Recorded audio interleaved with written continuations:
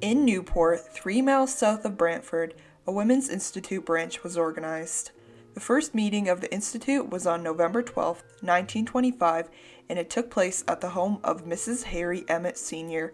on the Greenfield Road.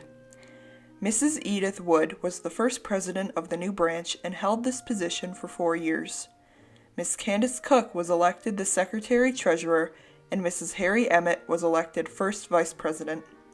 About 15 people joined the first meeting of the Newport's Women's Institute, and most of them joined the Institute. The membership fee to join the Women's Institute was 25 cents, and a life membership for 10 years service to the branch would cost $5. The membership fee would raise every few years, and by 1996, it would cost $15 to join the Institute. There was a fine of 5 cents in the early years for not answering the roll calls, and soon all members were participating. Up until the late 1950s, the Institute's meetings were held in the afternoon from 2 p.m. to 4:30 in the members' homes.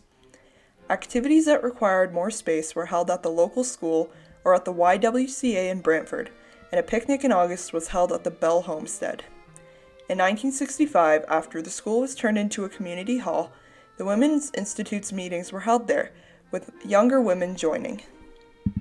Membership in the branch increased following the Second World War when members were able to subscribe to the Blue Cross and later the Brant Medical Plan. This boosted the Institute's membership to about 35 members. The programs in the beginning were planned by the executive, with the members participating, giving talks on various subjects, demonstrations, readings, and contests of various kinds. Plant sales, bazaars, parcel posts, and socials made the meetings varied and exciting. Programs in the early years featured home talent, with a number of young girls attending the meetings and giving readings, spelling bees, geography matches, contests, and giving demonstrations or supplying musical talent. Special nights like the family night or potluck suppers were held at the school and provided by the Women's Institute. Community activities were organized by the Institute, including Halloween parties and a June picnic with prizes, sports, and lunch were all provided for children of the school district. In 1935, program planning for meetings became a shared responsibility with the appointment of standing committee conveners, and new topics of interest were introduced. These topics included an emphasis on short courses in leadership training under the supervision of the Home Economics Department.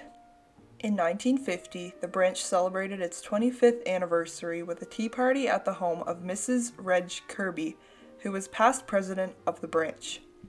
8 life memberships were presented on this occasion for their loyalty to the branch over the years.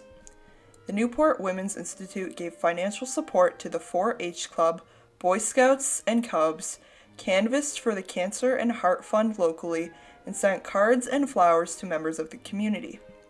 Members of the Institute attended training schools sponsored by the Department of Agriculture, Home Economics Department to take short courses in sewing, food, and crafts. Many local institutions were sponsored by the Newport Women's Institute, including the Widow's Home, the Children's Shelter, as well as the Brant Historical Museum.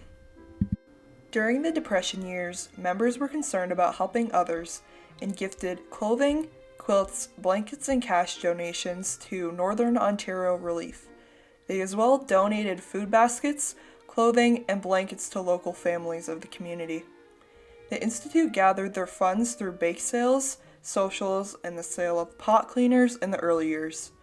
Funds of the post-war years were raised through annual plant sales, the sale of cards, booths at the school fairs, and bazaars.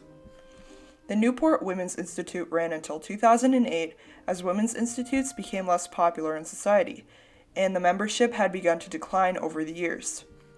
The Newport Women's Institute will always be remembered for their community involvement and leadership within the community. Thanks for watching, and stay tuned for tomorrow's video on Indigenous Women of Brant.